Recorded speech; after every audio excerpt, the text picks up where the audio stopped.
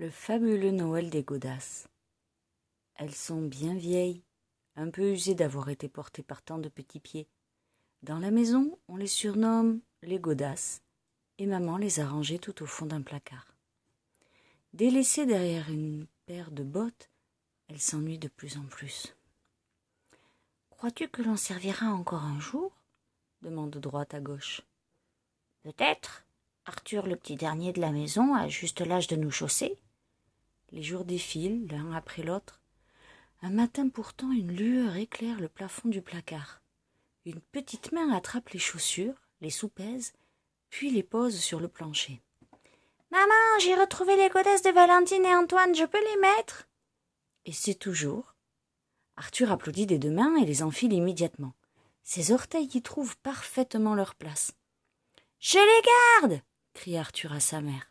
« Elles sont si belles !» murmure-t-il en les caressant. « Avec elles, je peux sortir dans la neige, je ne serai pas mouillé. » Droite et gauche, depuis longtemps, n'avaient pas goûté aux flocons de l'hiver.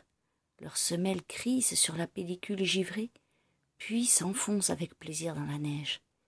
Arthur pousse une grosse boule devant lui pour en faire un bonhomme de neige. Valentine et Antoine le rejoignent. « Tiens, t'as mis mes godasses ?» remarque la petite fille.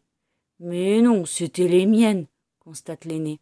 « Eh bien, elles sont à moi, » réplique Arthur. Les trois enfants, à la nuit tombée, rentrent chez eux. Ils sont complètement trempés de la tête aux pieds. « Toilette pour tout le monde, » dit maman. On commence par les souliers, droite et gauche n'en reviennent pas, ils avaient oublié. Arthur prend le cirage, la brosse et les nettoie énergiquement. C'est délicieux, ronronne Droite en se laissant passer du cirage. Et cela sent si bon, soupire Gauche. Puis elle se laisse frotter avec un chiffon doux et elle retrouve tout leur éclat. Ça brille! Le soir de Noël arrive et la maisonnée s'agite dans tous les sens. Dans quelques heures, le Père Noël passera et les chaussures doivent être installées devant la cheminée pour recevoir les cadeaux. « Mets tes chaussons rouges et verts !» suggère maman à Arthur. Mais le petit garçon n'a qu'une idée en tête.